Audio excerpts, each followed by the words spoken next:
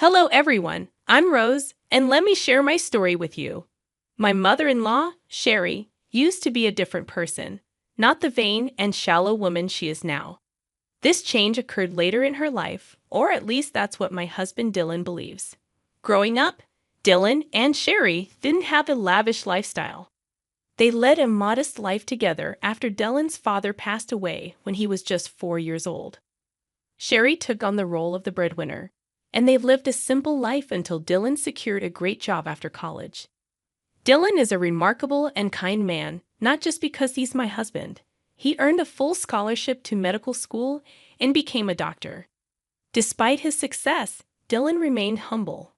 However, Sherry's life took a turn for the luxurious.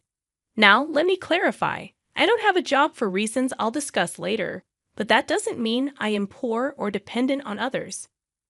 Unfortunately, Sherry got the wrong impression of me when we first met. Whether it was my clothes or mannerisms, something repelled her.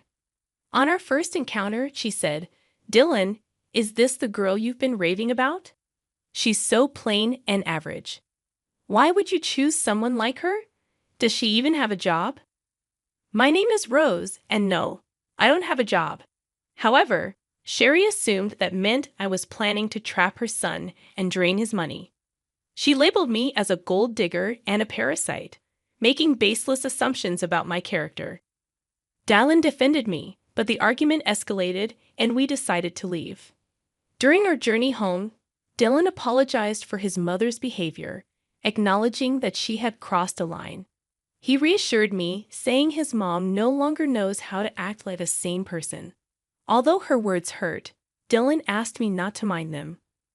Yet I couldn't shake the feeling that being comfortable around Sherry might be a challenge. After all, she's the only parent Dylan has left. I decided to step back. We don't have much extended family, and completely cutting her off isn't feasible. I won't push you to be friends with her, but can you at least be civil around her? I can act respectfully towards your mom, Dylan, but I doubt she'll reciprocate. Don't worry, Rose. I'll keep her in check. If she crosses the line, we can consider reducing contact. I love my mom, but I love you too. I won't let her harass you for no reason. I was skeptical about my relationship with Sherry. Dylan assured me he'd stand up for me, but I still felt uneasy. Dylan and I got married 3 years after we started dating. We had a court wedding due to financial constraints. Dylan was sending Sherry a lot of money every month for emergencies. Even after we married, he continued this practice, straining our finances. I didn't stop him. I believed he had the right to help his mom. However, Sherry became a problem.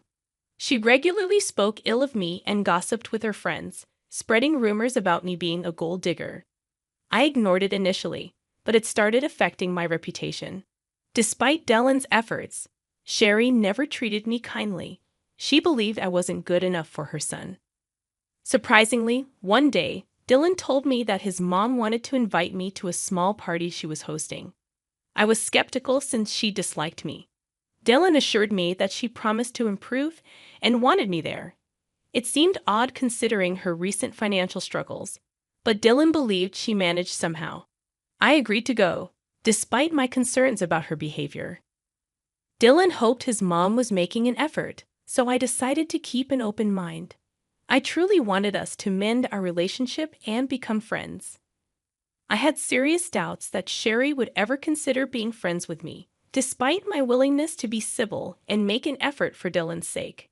It seemed that Sherry had little regard for his happiness. Despite my skepticism, I decided to attend the party, eagerly waiting for Sherry to provide details. Sherry texted me the next day, and I assumed she was extending the invitation. However, her message took an unexpected turn.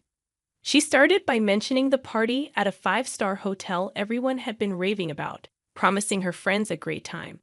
This excited her, and she planned to take 15 people.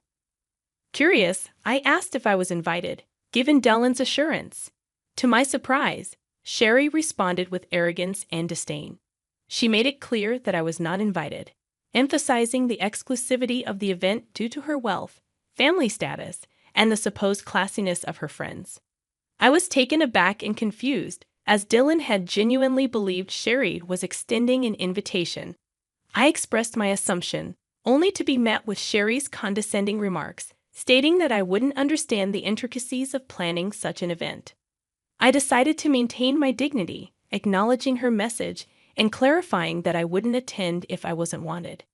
Sherry reiterated her stance, emphasizing her class and status, while I resisted the urge to respond with anger. Disappointed and hurt, I chose not to share this with Dylan. Instead, I patiently waited for the day of the party. Sherry, oblivious to the emotional impact of her actions, sent me a picture showcasing her and her friends in designer outfits, flaunting their status on social media. I refrained from responding, choosing to focus on my work and patiently await the unfolding of events. After about 3 hours, I received a call from my dad, and here's a confession for you all. My dad owns the hotel where Sherry was hosting her party. Sherry had no clue about this. 3 years ago, I inherited a substantial amount from my grandfather, which I invested in my dad's business. Now, I receive a share of the profits from the hotel and other family-owned businesses. Despite coming from a well-off family, I prefer not to broadcast it, and that's why Sherry was unaware of my background. She also had no idea about the high cost of the 5-star hotel and its restaurant. Sherry let her friends order without checking the menu or prices, resulting in a hefty $2,000 bill. This turn of events was the perfect opportunity for revenge. My dad called me to inform me that Sherry was at the hotel, having amassed a $2,000 bill. She was now asking for a 50% discount, claiming she was short on cash. My dad sought my advice, as Sherry's party had been rude and entitled, upsetting the staff. As expected, I shared my frustration with my dad, recounting how Sherry had boasted about the party to mock me for not being invited. The irony was not lost on me, given that she couldn't even afford the party she was flaunting. My dad expressed his understanding of the situation and shared the challenges faced by his staff due to Sherry's behavior. I saw an opportunity for revenge and suggested making Sherry and her team wash the dishes, clean the entire kitchen and the floor, given their insulting behavior. I wanted to extend this revenge to include Sherry's team, who had also mistreated our staff. If Sherry tried anything foolish, my dad could call the cops on her. My dad laughed at the suggestion, giving it a big thumbs up. He even offered to share pictures of the event. It seemed like the perfect chance to turn the tables and teach Sherry a lesson about humility and respect. When it happened, I would have relished seeing Sherry face the consequences of her actions. My dad promised to follow my suggestion and hung up. An hour or so later, he sent me pictures of Sherry and her friends washing dishes and wiping the floor at our restaurants. Dad also shared that when Sherry saw him as the restaurant owner, she looked relieved. She began telling him that she knew the owner and they would get out of the situation. To her surprise, Dad instructed her to clean his restaurants. She was dumbstruck for a while, and when she started to protest, Dad reminded her that since she didn't consider me family, he didn't consider her family either. It was a hilarious turn of events, and though I wished I was there, I did get some good pictures. After a while, Dylan came home looking visibly upset. I could tell he had heard from Sherry about what happened, and I knew she must have given him a twisted account of the events. He approached me, questioning what he heard about my dad making his mom clean the restaurant dishes. I explained to Dylan that it was the usual norm for us in such situations. Sherry had gone to our restaurant, racked up a $2,000 bill, claimed she didn't have more than $1,000, harassed our staff, and her party had been a nightmare. I believe this punishment was fitting. Dylan seemed surprised and questioned who Sherry had taken with her and what they ordered. I informed him that she took 15 people, and they ordered a lot, especially the fancy items. He expressed disbelief, as Sherry had told him she was taking only 4 people and had invited me, but I declined. I clarified that things didn't happen that way, and I showed him the text messages from Sherry. Dylan requested the bills and asked me to show him the texts, wanting to understand the situation better. I showed Dylan all the texts, and my dad sent him the bills. I also presented some pictures to illustrate the scale of Sherry's party. Dylan grew extremely mad when he saw everything. He called Sherry, asking her what was wrong and why she hadn't told him the full story. Sherry claimed she only mentioned being short of cash, and I must have given him a different story to sabotage her.